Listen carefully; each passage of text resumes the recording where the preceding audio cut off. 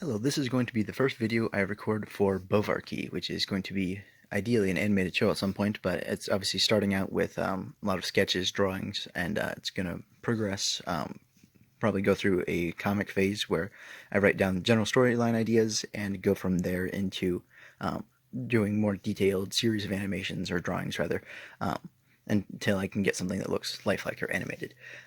So this is going to be just a one-person project starting at the beginning, but it's going to progress. The more successful I can get it in its current medium, which is just going to be illustrations, effectively comics, basically, and possibly very short animations for certain things that I think are really interesting or cool about it. The more successful it gets there, the more money and time I can justify spending on it. Granted, I'm not really spending much money at all on it right now, just paper, illustrations, and just time, really, at this point. But I think it's going to end up being something really cool. I have a lot of lofty ideals for it, and I'm not really in a position right now where I can dedicate a huge amount of time to it, but I can dedicate some, and I really enjoy doing it. So even if it doesn't take off, even if no one else is really a huge fan of it, I think it'll be justified just for the sake that I enjoy doing it, and I think it'll also improve my illustration skills as well. So let's get into the meat of the show. The show is going to be centered around the main character Taurus, who is going to be seeking to dominate the world, and it's going to be at a point in the history or the future, at some point in which there's no centralized governments. Each person is effectively in control of his own self. So it's basically self-governance everywhere. Self-governance in the sense of like individuals, not through popular vote. He's going to be, or he's starts out as a little kid who is forced to go along with very cruel animal treatment, treating cows as inferior as they are, but he takes the wrong lessons from it, not learning to make a distinction between human beings and cattle, and instead learning that, not learning, but thinking that human beings are like cattle, inferior, and deserving of the same treatment that he gave to them when he was a kid, and it was his job to sterilize and do all sorts of cruel treatments, and keep them locked in cages, and even use them as a food source. So he learns the wrong lessons from it. He doesn't learn to make a distinction between lower forms of life and higher forms of life. And he determines from this ultimately that since cows in captivity do better than cows in the wild, that human beings should be subjected to the same thing, and that a strong ruler was all that was needed to put them in their rightful place as being simply subservient. So he recognizes this as his calling in life, and it is his mission to become the first global emperor, the first king of the world. And this obviously attracts a lot of colorful characters, which is what it attracts who I think is my favorite character at this point, which is General Rudenko. He is a soldier and a general who's been doing war basically his entire life since he was about 18 years old. He'd been fighting in Eastern Europe, and he fought for some of the last organized countries that existed before they collapsed. So he has a long resume of being a very successful general, but what he really lives for in life is pointless destruction. He just enjoys demolishing stuff, and he thinks it's most fun to do so when wielding giant humanoid machines, which is why he's appealed to Taurus, who has a considerable amount of wealth, to help construct giant robots that he can use to instill fear in people. And the logic he uses behind getting giant robots to destroy civilian areas instead of using tanks or missiles or anything like that is because it's a symbol to the people that they're inferior, and it's also a very unique type of warfare, because Taurus doesn't have the financial resources to compete with the entire world on a fair playing field. He needs to have some type of innovation that puts him ahead, and that's where Rudenko comes in. He's the wild card. He's something that is very difficult for people to predict and deal with. His machine is incredibly destructive without using any kind of powerful explosives. Everything is mechanical for the most part. And his machines frequently get destroyed by tanks because they're relatively easy targets, but he's also very fast and flexible for urban combat, which is what makes it so that it is a legitimate struggle whenever people need to stop him, because he's wearing his armor is thick enough that only special tank rounds are capable of piercing through it. So he's a man. I like writing happy characters, and he's a man who really enjoys what he does, which is just pointless destruction. Marchioness is a woman who looked back on the medieval ages um, as something to be revered, not because they were inherently good, but because she recognized when she was a little girl growing up that the desire of herself and many other little girls to be a princess wasn't just because they liked colorful or frilly dresses or something like that. It's because they enjoyed the position of power it gave them over others. And she, like Taurus, learned the wrong lessons from that. She had decided that the position of power that she wanted over others was something that she could only give to her children by helping to conquer the world, and having children with Taurus um, make the second king of the world, and hopefully the third and fourth if her children are capable of living long enough. Um, and her goal in life is to have her children be the new rulers of the world, people who would marry into wealthy families and help maintain control over the global empire for the remainder of human history. She's one of the best infantry soldiers in the world because she packs a ton of explosives with her, and she has extensive training and dedication because she realizes that getting into a position of nobility from starting from nothing is nigh impossible. So she has that dedication, the will to fight, that makes her one of the most powerful soldiers in the world, at least outside of an armored vehicle. Uh, the next main character is one who's not combatant, never seen combat in her life, but she is considered to be one of the most useful characters in the show, and that would be PR Lady. She has a name, but I don't really use it in the show. I don't have any plans to do so. Um, she's short. She's not really well liked by anyone in Taurus's company, but she is still a very useful person because she knows how to manipulate people and get them so that they don't have any inclination to rebel or fight back. She's good at manipulating people and tricking them into kind of allowing bad stuff to be done to them. So she's a very useful character, and she knows how to do propaganda for Taurus's budding empire. Now, a character that's going to have less screen time, he's not a main character necessarily. He's more like a side character um, or a recurring villain, as it turns out, although most of them are villains in the show. Emperor Diocletian. He's a man who claims to have been resurrected.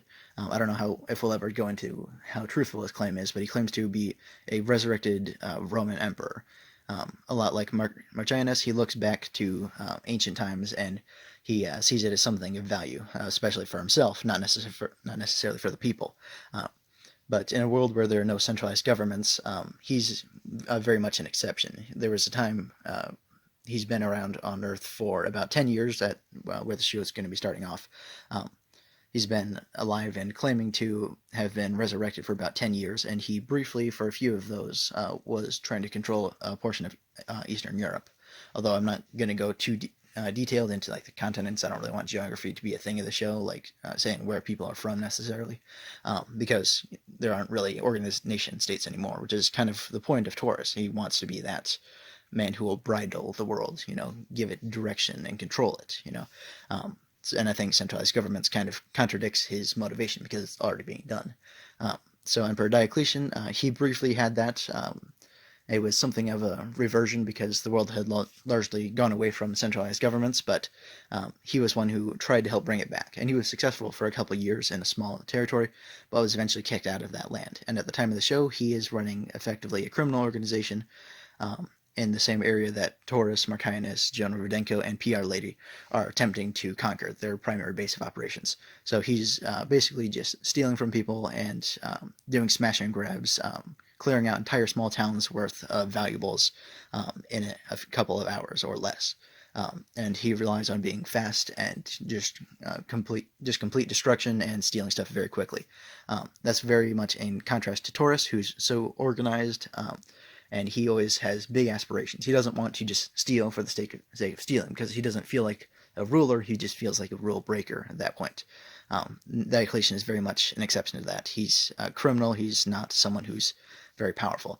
Someone who I consider a side character, probably won't have many appearances, is Matador, the man who, because his friend was killed by Taurus in combat, has sworn to be the guy who will assassinate Taurus. And he's one of the best infantry soldiers in the world, highly organized and highly intelligent as well. He's also well armed and trained, and is probably one of the most successful people when it comes to assassinations, one of the most likely to succeed. Montjak is a man who is incredibly fast, intelligent, well-trained, and acrobatic, and he is named after a type of deer which is very fast and has canine teeth, implying his fierceness and violence. Montjak is also going to have a feud with Marchioness, as he and she are some of the best infantry soldiers in the world, alongside Matador. Now, it's not an exact science as to how they're all ranked, because several of them are criminals. Matador is less of a criminal, but I consider him a hero and a villain at the same time, an anti-hero, I suppose, who's very successful, but he's also very destructive and aggressive, and occasionally innocent people are going to be frightened by what he does because they won't exactly know what's going on until it's already been done. So people won't be sure most of the time whether or not Matador is on the good side or not. Montjak, however, is very popular. Some people consider him to be a superhero.